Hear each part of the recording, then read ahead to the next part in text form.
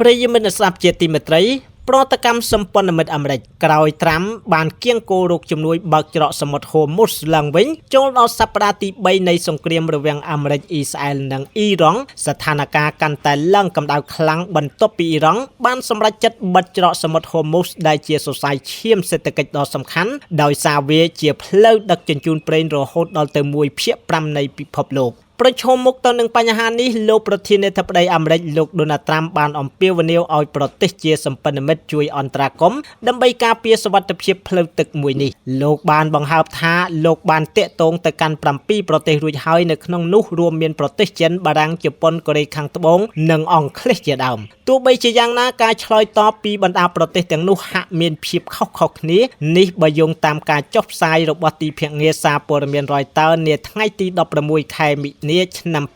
2026នៅខាងភាគីជប៉ុននាយករដ្ឋមន្ត្រីស្រីបានបញ្ជាក់យ៉ាងច្បាស់នាថ្ងៃច័ន្ទនេះថាជប៉ុនមិនទាន់មានផែនការបញ្ជូននាវាចម្បាំងទៅកាន់តំបន់នោះឡើយលោកស្រីបានថ្លែងទៅកាន់សភាថារដ្ឋាភិបាលកំពុងស្ថិតនៅក្នុងដំណាក់កាលពិនិត្យមើលថាតើជប៉ុនអាចធ្វើអ្វីបានខ្លះដោយឯករាជ្យនិងស្ថិតនៅក្រោមក្របខ័ណ្ឌច្បាប់របស់ខ្លួនចំណែកឯប្រទេសអូស្ត្រាលីវិញបានបង្ហាញជំហរស្រដៀងគ្នាដែររដ្ឋមន្ត្រីម្នាក់នៅក្នុងគណៈរដ្ឋមន្ត្រីរបស់លោក Anthony Albanese បានប្រាប់សារព័ត៌មាន ABC ថាអូស្ត្រាលីនឹងមិនបញ្ជូនវាទៅជួយបើកច្រកសមុទ្រហួមូលឡើយបើទោះបីជាពួកគេដឹងថាវាជាផ្លូវទឹកដ៏សំខាន់ក៏ដោយព្រោះវាមិនមែនជាអ្វីដែលគេត្រូវបានស្នើសុំឬជាកាតព្វកិច្ចដែលត្រូវបានចូលរួមចំណែកនោះទេងាកមកមើលប្រទេសកូរ៉េខាងត្បូងវិញហាក់មានភាពប្រុងប្រយ័ត្នជាងគេដោយការិយាល័យប្រធានាធិបតីបានលើកឡើងកាលពីថ្ងៃអាទិត្យថាពួកគេនឹងបន្តតាក់ទងយ៉ាងជិតស្និទ្ធជាមួយនឹងសហ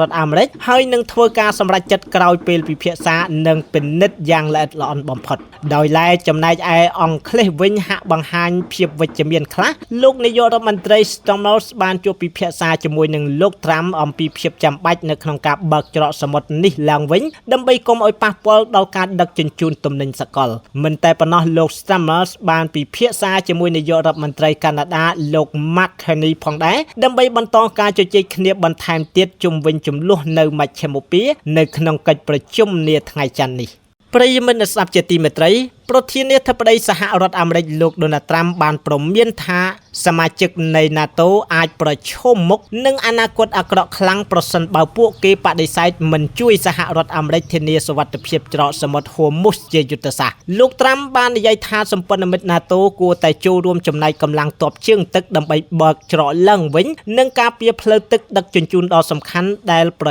ឈមមុខទៅនឹងការរំខានយ៉ាងធ្ងន់ធ្ងរចំពេលដែលភាពតានតឹងបានកើនឡើងជាមួយនឹងអ៊ីរ៉ង់ការកត់សម្គាល់របស់លោកបានកើតឡើងខណៈដែលសម្ព័ន្ធមិត្តមួយចំនួនបានបង្ហាញនៅភាពរីករាយតិចតួចចំពោះសំណើនេះប្រទេសបារាំងបានបដិសេធសំណើនេះរួចហើយខណៈដែលលោកត្រាំបានអំពាវនាវឲ្យលោកស៊ីជីនពីងជួយផងដែរទោះបីជាទីក្រុងប៉េកាំងមិនទាន់ឆ្លើយតបទៅនឹងការអំពាវនាវនេះក៏ដោយ